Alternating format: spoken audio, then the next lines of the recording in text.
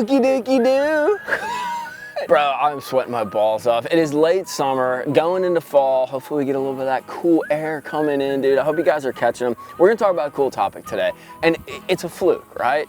Probably one of the most OG fish catching lures right next to a soft plastic worm. And it shines this time of year. You can catch them all year round on it. It's great during the spring, great during the shad spawn, but there's something about late summer, early fall when that fluke just shows off, dude. And in my opinion, it's the original minnow bait. Before we had all these newfangled JDM style kind of dangle minnows, I was using a fluke to do a lot of my mid strolling, dude. So I think it's a great technique, but I think a lot of guys fish it the same way. And there's nothing wrong with that. The little O'Shaughnessy hook, fishing it, weightless, twitch, twitch, twitch, have made it, right? But there's some new school kind of tweaks that you can make, and I'm gonna show them to you in this video. Some various rigging approaches, as well as just a little thing that you can do to tweak your fluke to make it a little more like appealing, I guess you could say, that allow you to kind of reimagine an OG technique that we all knew catches fish, but it can be better, right? Anything can be better. So hit that like and subscribe button. If you guys like fluke fishing, but you want to kind of take a little different look at it, I think you're really going to enjoy this video. So I got a little story for you, and it's going to lead into all these different rigs. So I'm out fishing, dude. The fish are schooling, right? It's awesome, dude. They're blowing up. I'm out there with my buddy Charlie, dude. They're blowing up, blasting. I'm like, bro, this is spook water and this is fluke water, right? We ended up smashing them, dude. Had a blast, caught a bunch of fish, probably caught like 35 fish in like 2 hours. Stupid, right? So I went back out the next day because I'm like, I'm gonna smash them again, right? I'm gonna take advantage of this. And they weren't schooling, but they actually were. And what was actually happening is these fish were schooling a little bit underwater. You couldn't see them on the surface, but thanks to forward facing in the old cheater machine, I could actually see that these fish were still set up doing their schooling thing, but instead of being in 3-4 foot of water and on the surface, they were in 8, 9, 7 feet of water, and they were just below the surface, 3, 4, 5 feet deep. So one thing I've been playing with, and this is actually one of the original ways I would mid-stroll way back when like Jacob Wheeler won on Gunnersville that year, I smoked him on this before it got super popular. I'm actually using a hover style hook to rig that fluke up. And this is a Gambler one, there's one from Core, there's a bunch of them out now. And what that is, it's basically, it's a 90-degree tie hook that has weight around the shaft of the hook. It allows me to achieve a couple things. One, it gets the bait down further, right? So I can cast that out, and instead of having to kind of weightless sink a standard fluke, standard soft plastic jerkbait, it's gonna sink at a decent rate, especially that 330 seconds. What's also interesting too is with the line tie being on top of the bait,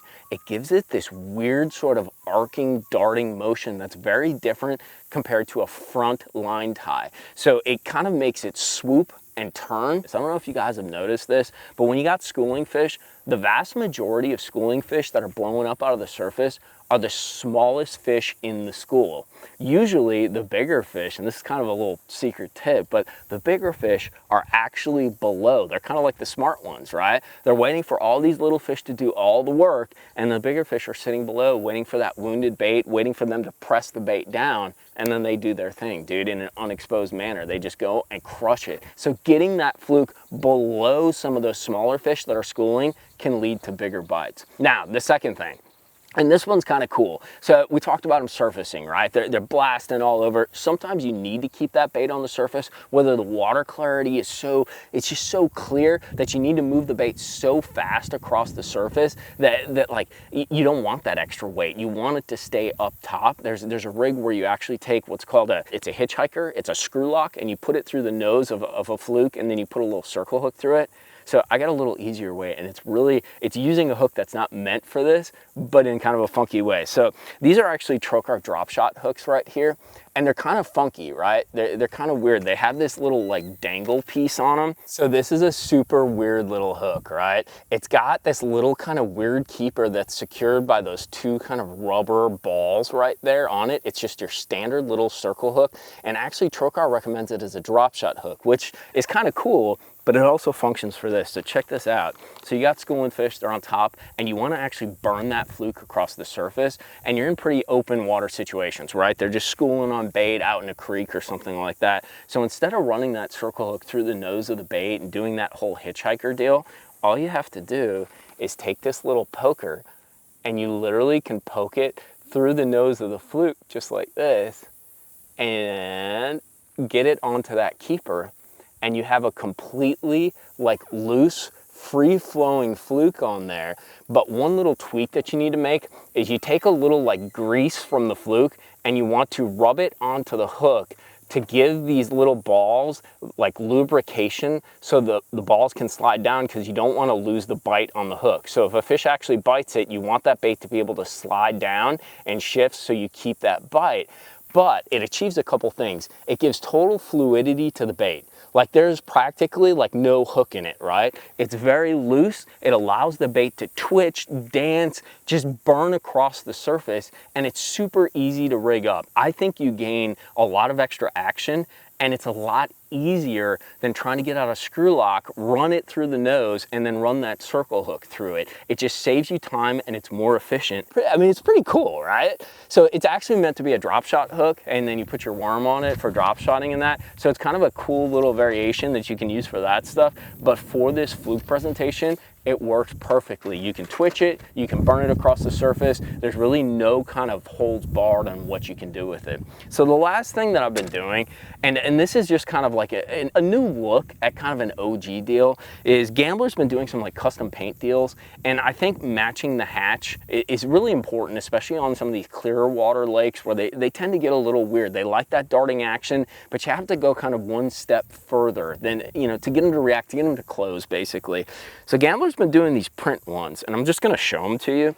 So golden shiner, so it's basically like a printed fluke kind of custom painted golden shiner bait. These guys are sexy shad, so it's got that chartreuse stripe, it's got the blue. This one's actually really killer on Gunnersville because for some reason they really like that blue citrus like shad kind of look. There's even some real funky ones. Val, the guy that owns Gambler, he got on a bite with these baby tilapia on Okeechobee, dude. So he's like, I'm gonna make some that look like little baby tilapia. Check that out, dude. Looks just like baby tilapia. Isn't that cool? Like it's got the back scaling and all that. I'm not saying this is going to change the world, but like in my opinion, they look really, really good. There's even like a shad one.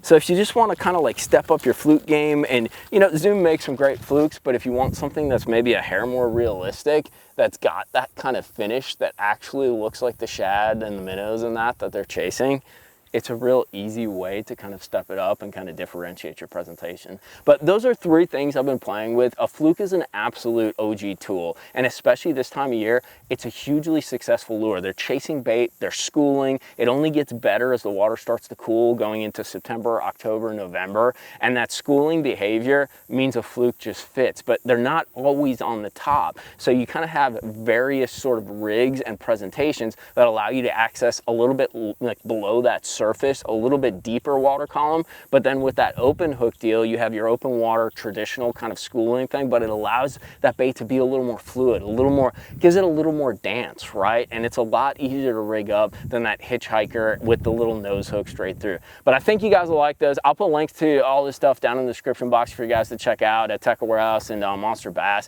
But just different ways to look at a bait that we all have in our box, we all throw, and we all know catches fish, but sometimes a little thing like how you rig it and how you tweak that rig and presentation allow you to access a lot more fish, allow you to catch a lot more fish. And in the situation with the hover hook, I think they allow you to catch bigger fish because you can get down into those schoolies and get down to where some of those bigger ones are because they're not actually blasting through the surface. Let me know if you guys got any tweaks for rigging up flukes and tweaking that sort of soft plastic jerkbait presentation for this time of year.